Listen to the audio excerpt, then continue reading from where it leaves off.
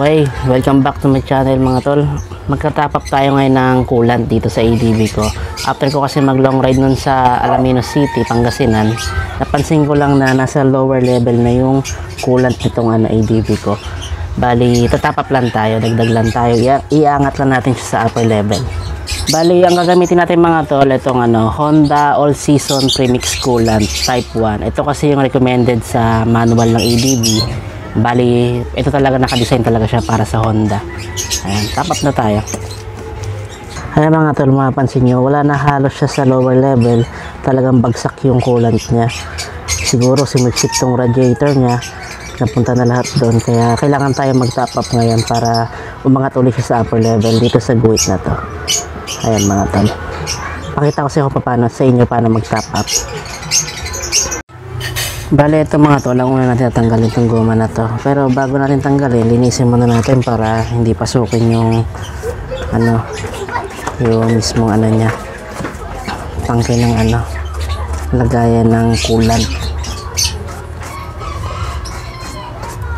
Ayan, kuha lang kayo ng brush na ganito para matanggal lang yung mga alikabok, para pag tinanggalin hindi siya masyadong madumi. Tapos angat lang to, angat ko lang pataas. Kahit hanggang dyan lang. Tapos pressure nyo lang ulit kasi maraming alikabok yung dahil natatapakan natin yung footboard kasi. Brush lang.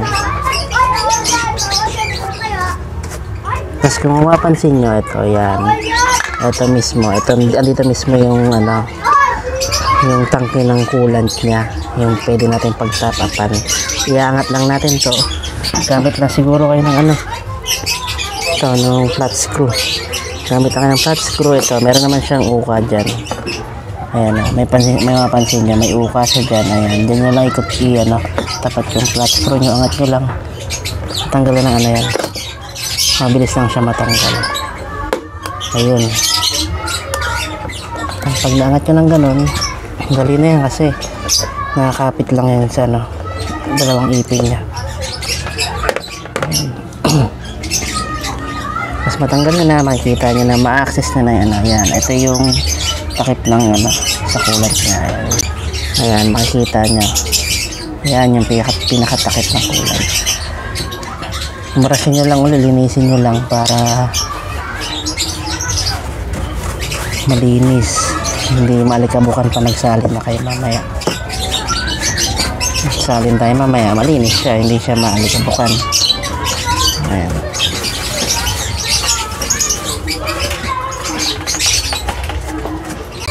Ito pala mga tol, ang gagamitin natin, itong Honda Type 1 Coolant All Season Premix Coolant Type 1.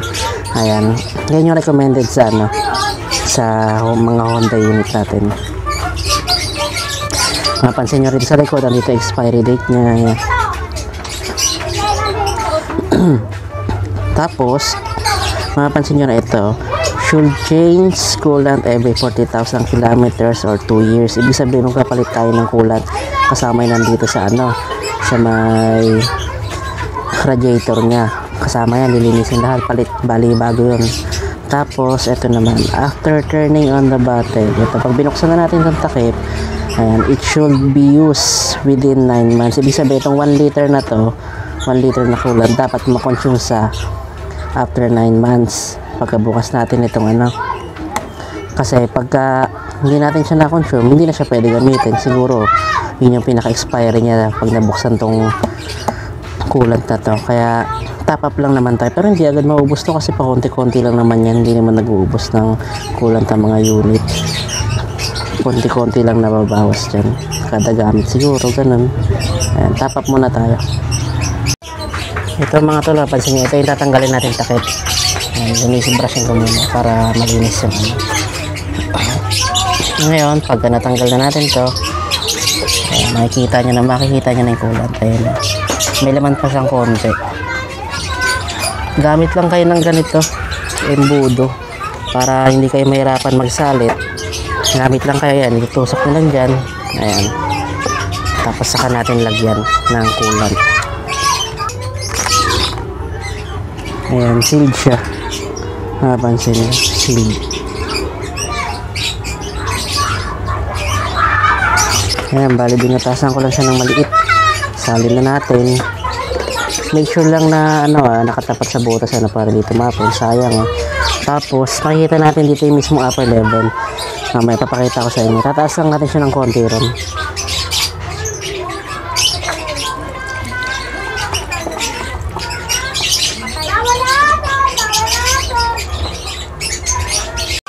Okay mga tol, mapapansin nyo, nalagyan na natin siya. Hindi siya natin siya ganong pinuno.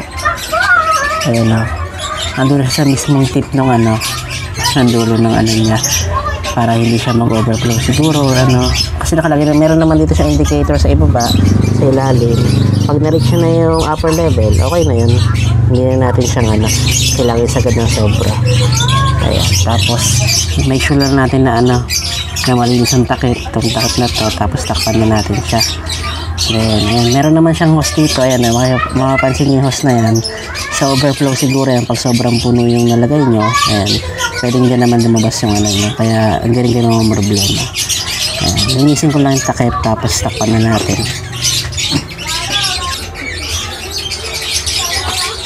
Linisin na natin.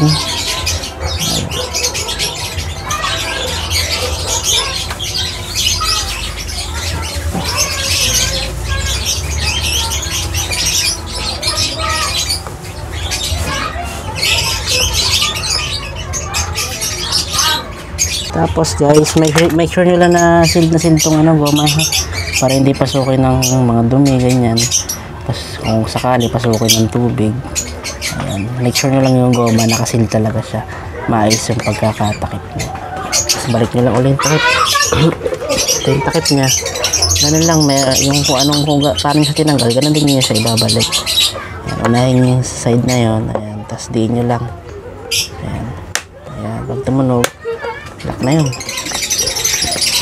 Okay rin guys. Siguro mabalik na natin. Tignan natin yung mga siya Ayan. Shoot nyo lang sa mga butas. Yun.